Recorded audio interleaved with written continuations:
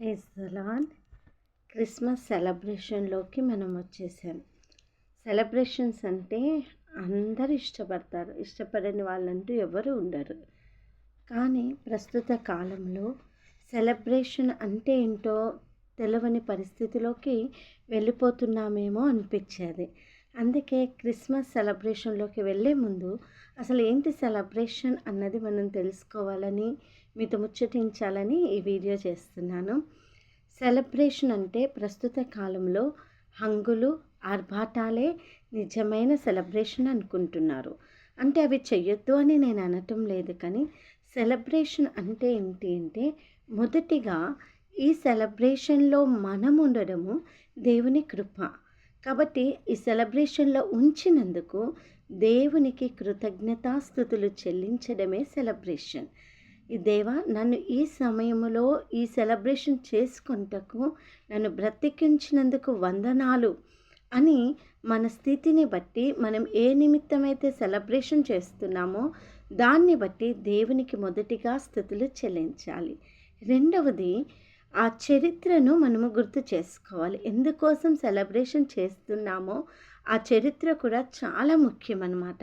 ఇప్పుడు చూడండి, క్రిస్మస్ అనగానే మనము నక్షత్రాన్ని, జ్ఞానులను, పశువుల పాకను, దేవదూతలను, మరియమ్మను, యోసేపును ఎలా గుర్తు చేస్తున్నామో అలాగే ఏ సెలబ్రేషన్ అయినా ఆ సెలబ్రేషన్కి కారణమైన దాన్ని బట్టి ఆ చరిత్ర మనం తెలుసుకొని ఆ చరిత్రకు సంబంధించిన విషయము అనేకులకు తెలిసేటట్టు చేయడమే సెలబ్రేషన్ అన్నమాట. అది చరిత్ర తెలవకుండా అసలు ఎందుకు సెలబ్రేషన్ చేస్తున్నాము అని చరిత్ర తెలవకుండా మనము సెలబ్రేషన్ చేస్తే అది కరెక్ట్ కాదు కదా. చరిత్రను తెలియపరచడం, దేవుని స్తుతించడం ఒక ఎత్తైతే చరిత్రను తెలియపరచడము రెండవది అన్నమాట.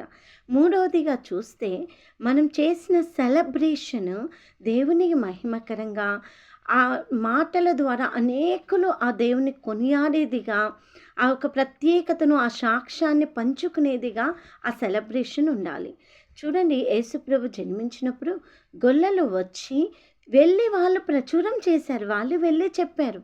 ఇప్పుడంటే మీడియా, పేపర్ చేసినా చేయకపోయినా గొప్పగా చూపిస్తుంది.